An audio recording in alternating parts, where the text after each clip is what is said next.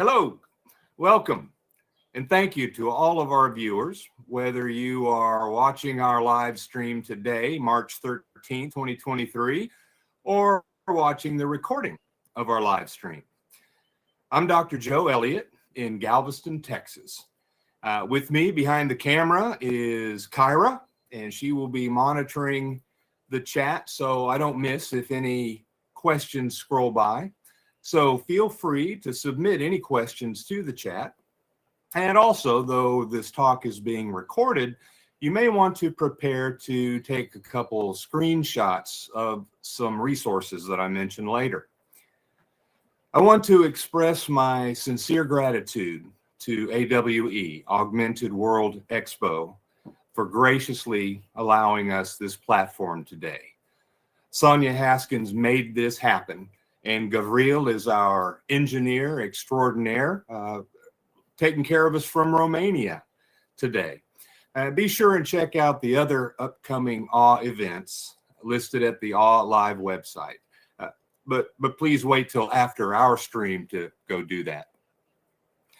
Now, today's presentation is Hacks, Hybrids, and Horizons, Becoming a VR Mental Health Practitioner. Now, I believe that viewers from a wide range of professions and specialties will enjoy today's talk. And in particular, established mental health professionals and freelance content creators will find today's material very useful. By established, I mean therapists who have been out of school for a while and are not likely to go back for a second master's in cyber psychology, but still want to add VR to their practice and are seeking to learn more about resources that are available. And as for VR content creators and affiliated technical experts here today, be advised that mental health practitioners are going to be increasingly offering gig employment and contract opportunities for you to take. Now, my talk today is scaffolded by my own experiences becoming a VR practitioner. I'm a licensed mental health provider in the state of Texas, and I also do some contract coaching in other states and online. I've been practicing since the 1990s, and a few years ago, I began exploring the idea of adding mixed reality to my armamentarium. Then in 2017, at a museum convention expo, I finally tried on a real VR head-mounted display, and I was hooked. The quickest way I figured to start familiarizing was with smartphone stereoscopic video apps, which often featured cardboard goggles. Now, while trying to decide on how to proceed with adding VR to my practice, I went to visit a researcher who was using it at the University of Texas Medical Branch here in Galveston. Now, as a matter of fact, he's not a psychologist or a mental health professional. He is a professor of physical therapy, and he uses virtual reality to induce fear of falling. So you're probably able to guess which commercial off-the-shelf game he used for that purpose. He uses fear of falling to research balance, and his work has benefited Parkinson's patients and others with balance-related mobility difficulties. So, based on my observations in his lab, I added an HTC Vive Pro I and a Alienware laptop powerful enough to run it. Now, not all applications work with all VR rigs, though actually the very first treatment application that I ran with my Vive had actually been written for the Hewlett-Packard Reverb G2, but it ran fine, except for some minor controller drift. Then, when I started creating small virtual environments at Matterport, I had to buy an Oculus Quest 2. And that was just as well, because I later needed an Oculus to run the Idego treatment suite that I have in my practice. So the takeaway here is your choice of applications will dictate which VR rig you buy next. Now, VR has been well established as a treatment tool for mental health. In the 1990s, Riva showed its efficacy in ameliorating body image distortion. And about the same time, the Institute of Creative Technology at University of Southern California started work on what would become the gold standard PTSD treatment suite, which is now in use at most Veterans Administration treatment centers in the country. And for the past 25 years, the Virtual Reality Medical Center, VRMC, has been using simulation technologies for treating patients with anxiety disorders, training both military and civilian practitioners, and enhancing various educational programs. The VMRC now boasts U.S. offices in San Diego, La Jolla, and Coronado, California, and research offices in Brussels, Belgium, and Qingdao, China. And speaking of the VRMC, some of you know that its co-founder, Dr. Brenda Wiederhold, had hoped to speak with us today, but she was needed elsewhere. However, she did send me some of her slides, so we are not going to miss out on her today. Now, thanks are due as well to some other folks, and I promise this is not just shameless name dropping. Instead, I just want to recognize some illustrious thought leaders who were gracious enough to give their time to answer questions and offer advice. Cecilia Lasciafari, Simone Barbato, Anthony Bitillo, Skip Rizzo, Arno Hartholt, Barbara Rothbaum, Hunter Hoffman, Noni de la Pena, Nicholas Barone, and Sam Sprigg. Now, I'm no doubt failing to thank several folks, for which I most sincerely apologize. Now, I'm not saying you should call those folks and try to drop my name. Some of them probably would not remember me right off from among their audience at large. So I'm not trying to claim their endorsements nor trying to hitch my wagon to their stars. But these are the recognized experts who are publishing the research, the education, and the experiential training opportunities that it behooves us therapists to seek out. Now, I do want to give a closer look at one of the more recent resources that was on a previous slide.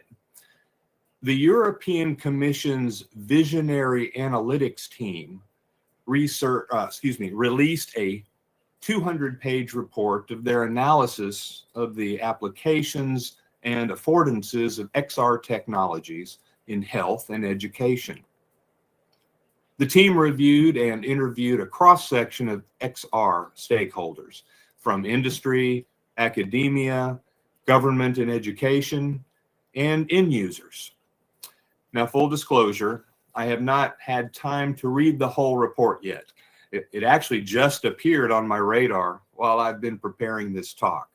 But I wanted to acknowledge a very new, comprehensive resource that is available to us online. I should also acknowledge the SIAS Clinical Guide, which was very helpful to me early on. Now, someone please correct me in the chat if I'm mistaken, but I believe that SIAS is now the Amelia company. I'll be suggesting other useful therapist resources a little later. First, though, I would like to offer some observations from practical experience.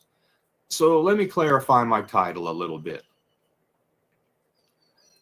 Hacks refer to deploying existing applications that were not originally designed for use in therapy. The pioneering clinical enterprises in decades past used virtual environments that were clipped from commercial off-the-shelf or COTS software, often games. And they cobbled practical props from scratch, like a car seat with subwoofer rumblers attached underneath it to simulate driving haptics. Next, I use the term hybrids to refer to adjusted procedures and protocols that have been recognized in the past but modified for clinical use in virtual environments. And now we'll illustrate some examples of hacks and hybridization in the case presentations. And finally, I chose the word horizons because, well, I needed a polysyllabic H word for catchy alliteration effect. But I forced it to fit thematically. And the point is, we will consider some ideas about emerging and future directions and needs. And now let me tell you about some of my experiences applying virtual reality in my work with clients. The client who's done the most work in my practice, most VR work in my practice, had already been in treatment with me before I began to learn and introduce VR tools. He's a young man coping with elevated anxiety while driving, when flying, and in certain stairwells and elevators. We started with his driving, and we were using the typical process of imaginal exposure to a fear hierarchy. Anxiety was assessed in terms of elevated SUDs, subjective units of distress, using a scale of 1 to 100. Now, early on, I was aware that some enterprises provide ready-made virtual environments. For example, Amelia advertises more than 100 VEs and boasts more than 2,000 therapists who are using their treatment suite. I eventually got an annual license with Idego, which is an Italian company that provides a suite of apps for a broad range of treatment interventions. For driving specifically, I had heard of enterprises using truck simulator games, but my client also told me that his anxiety was elevated only on particular stretches of highway and at specific intersections. So, as a stopgap, I downloaded the Google Earth VR app. Now, to my artistic creators and techies in the audience, you're going to start seeing where you can improve on the products that we therapists are deploying. The clip on the left is the screen capture of a client immersed in Google Earth VR. He is wearing a Vive Pro I HMD. Locomotion is voluntary teleportation via the controller trigger. Now, soon after deploying in virtuo exposure, my client discovered that some of his anxiety while driving is caused by the broad openness of the sky above him. And he remarked that he had never realized that back when we were just doing imaginal exposure. But you can see some of the drawbacks here. We are just hovering above the street. There's no car interior surrounding us. There's no avatar. There is variable responsiveness to the trigger pulls. And these are just still photographs that are mosaicked together. So the discontinuity of lighting and cars or birds occasionally appearing and disappearing can be jarring. Now, in the clinic, I learned that intermittently asking the client for their SUDS rating can impede their sense of presence in the VE. However, it was useful that he had previously learned the concept of SUDS because he was then in the habit of using SUDS to describe his relative arousal. That, along with his self-report of physiological and cognitive affective experience while he was immersed. I hybridized the typical homework assignments. Instead of taking home an audio recording of his imaginal exposure session, the client took home a screen capture of his in virtuo exposure. But here's a caution. I found out after a couple of weeks that he had been watching his homework on his smartphone, which was too small to be an effective stimulus. I clarified that he should use a laptop or a desktop. I don't know if a tablet would be big enough. That might make an interesting research study. Now, some enterprises loan or lease their client a VR rig, and some have the client buy one. Now, I do speculate that doing homework in VR rather than on flat screen would be preferable, but could be economically prohibitive. Now, some exposure apps have been made available for mobile devices using cardboard, but they usually lack interactivity and control of locomotion. Now, on the right of this side is a screen capture using an Oculus Quest 2. You can see that the car interior is detailed. Oops, stop moving, huh? Let's see. Try that again. And again. There we go. Okay, sorry. You can see that there is also an avatar, but the stimulus is just 360 video. And the only controls that the subject have are the blue buttons that you see on the dash. With them, the subject can pause, resume, or exit the VE. Now, comparing these two apps side by side invites some reflection on presence. Presence is a psychological construct. It is the sense of being there in a VE. The relative feeling of immersion in a VE is a function of sensory perception. Sense of presence is generally enhanced by visual, tactile, olfactory, and auditory cues. But to quote Riva, Mantovani, and Bouchard, I am more present in a perceptually poor VE, but where I can act in many different ways, than in a lifelike VE where I cannot do anything. To be effective, the virtual environment must stimulate adequate arousal because it is the habituation of the arousal that is the curative mechanism. So the examples on this slide both have strengths and weaknesses. Now, in all fairness to Adego on the right, they market their treatment suite primarily or first as a tool for systematic desensitization.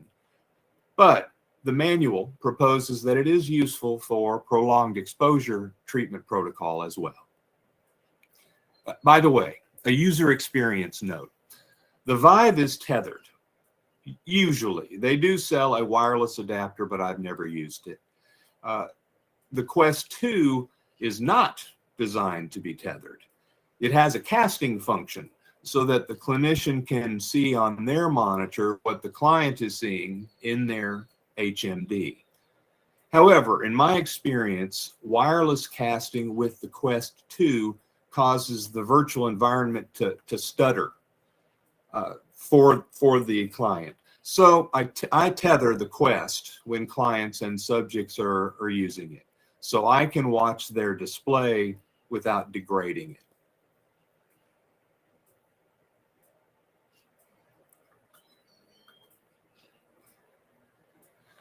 Excuse me. On the left of this slide is a screen capture of the elevator virtual environment that I created with Matterport using a smartphone camera and Matterport's proprietary Axis 360 motor and their VR rendering service. Locomotion is 4 or 5 predetermined teleport spots actuated with the controller. The trigger on the controller. Now on the right is Idego's elevator, one of the VEs in their claustrophobia app.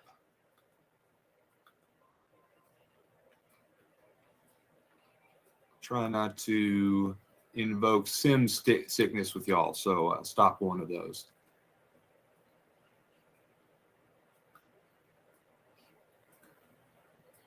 And There we go. The elevators in their claustrophobia app. The subject is able to increase the number of fellow passengers in the elevator. Hello.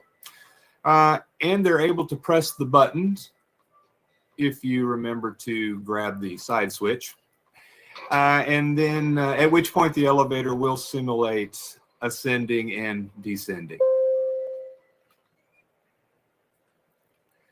All right. While it's true that the prefabricated VEs are very useful, they're invaluable even when we're first starting up, are they the best practice for clients with very circumscribed arousal stimuli? For example, I have a client who was assaulted in an acquaintance's house. For purposes of exposure, her event starts on a staircase, proceeds up a flight of stairs, through a den, and into a bedroom.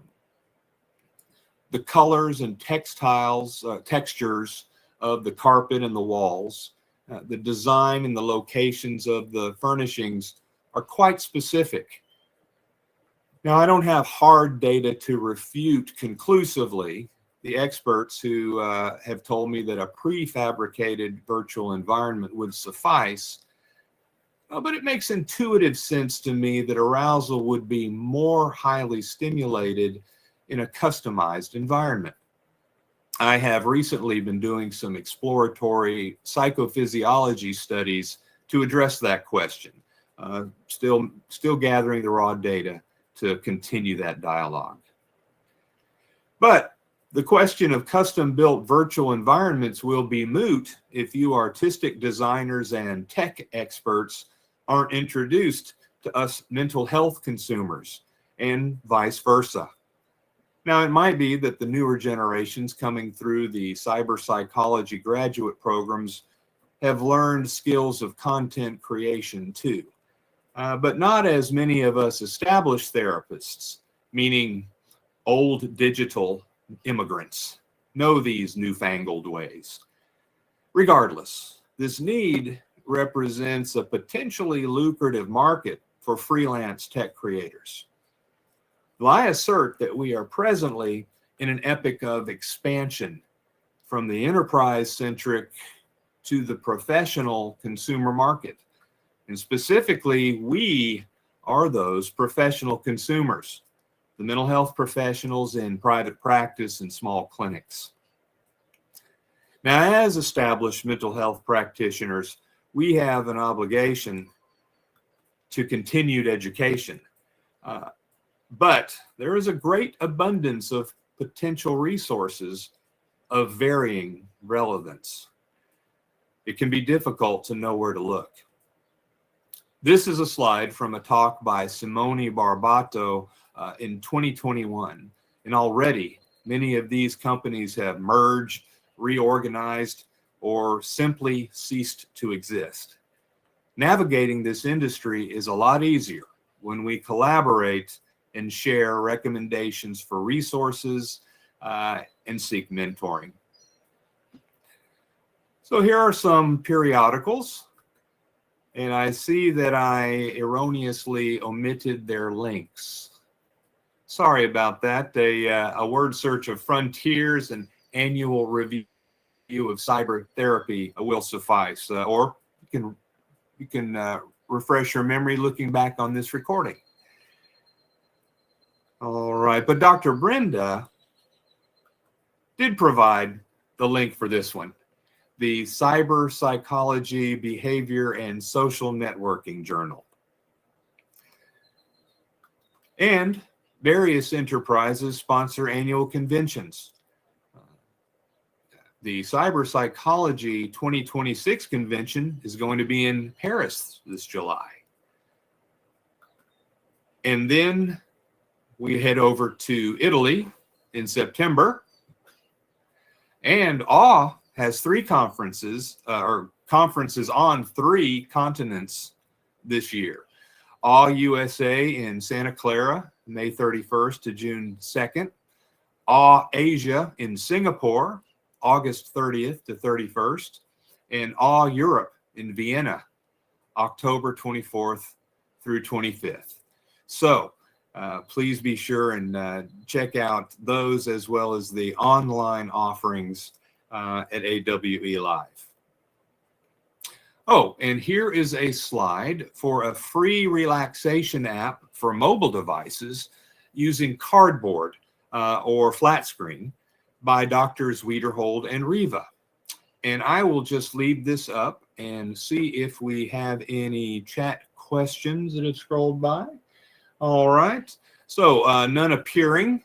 Then I will put up a contact slide here again directly while I express my gratitude again.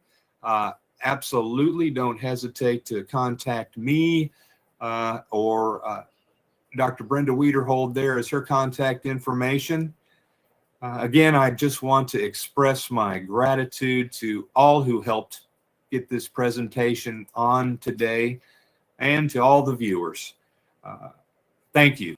And I hope that you have found something useful, worthwhile in today's talk.